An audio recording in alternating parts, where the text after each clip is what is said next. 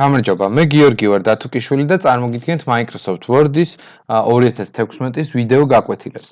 ალბათ ხშირად გქონიათ შემთხვევა, როდესაც გინდათ დოკუმენტში, რომელზეც თქვენ მუშაობთ, არის საკმაოდ დიდი, იყოს ადგილები, სადაც კონკრეტული ტექსტი დაიწყება ყოველთვის პირველი ხაზიდან ახალი ფურცლის.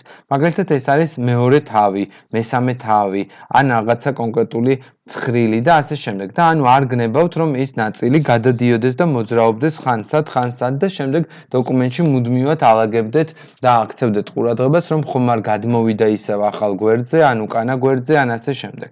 აი ასე მაგალითად მოვნიშნოთ კონკრეტული ცხრილი, წითელი ასოებით გავამუქოთ და გაუზარდოთ კონკრეტულად ფონტის ზომაც. და ვისაუბროთ რაზე, რომ თუ ეს გვინდა ყოველთვის დაიწყოს ახალი გვერდიდან, ხო, ანუ ახალი ნაწილიდან.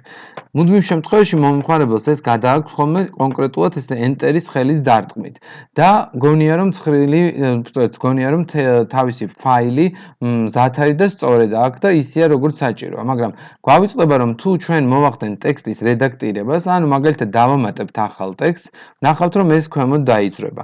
რაც საკვირველია ჩვენ არაერთხელ შეგვიძლია ის უკან დავაბრუნოთ, ანუ წავშალოთ ზედმეტი სპეისები და მოვიყვანოთ ისევ საწყის მდგომარეობაში. მაგრამ თუ ჩვენ ცხრილს კვლავ დავარედაქტირებთ, მაგალითად ამოვაკლებთ ტექსტს და კიდევ შეიძლება დავამატოთ კიდეც, ხომ? ნახავთ რომ უკვე იმოძრავებს და ეს ნაწილიც უკან დაბრუნდება.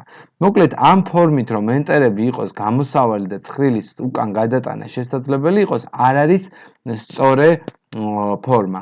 ანუ თქვენ აუცილებლად უნდა დაიცვათ ის სტანდარტი, რომელსაც ქვია კლავიატურის დახმარებით Ctrl-Enter ღილაკი. ანუ დააჭეროთ Ctrl-Enter-ს და მიიღოთ ვიზუალურად იგივე, თუმცა თუ ახალ ტექსტს ჩაამატებთ, ნახავთ რომ მანამ სანამ ეს ტექსტი არ გადავა ახალ ფურცელზე, მანამდე აი გადავიდა.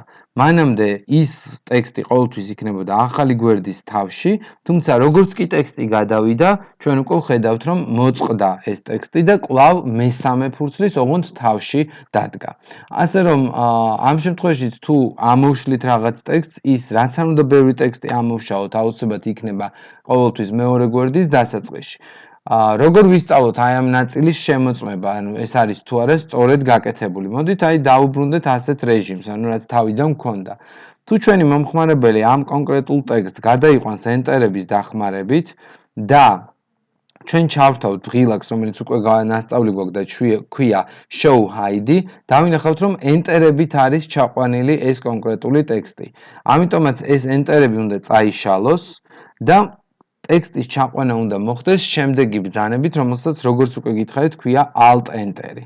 და აი alt-enter-ის დროს კი გამოჩნდება ბრძანება page break. და სწორედ page break-ი არის განთავსებული მენიუში, რომელიც არა მარტო კლავიატურით კეთდება, არამედ შესაძლებელია გაკეთდეს layout მენიუში breaks და ბრძანება page ასეთი, ანუ ზუსტად page break-ი, ან კიდევ insert მენიუში, სადაც ბრძანება არის page break-ი პირდაპირ გამოტანილი. ხოლო იმ შემთხვევაში თუ ჩვენ გამოვიყენებთ layout მენიუში break-ების სხვა ბრძანებებს, ამ შემთხვევაში უკვე სხვადასხვა ფუნქციები მოხდება, რომელზეც ცოტა მოგვიანებით ვისაუბრებთ. მადლობა ყურადღებისათვის.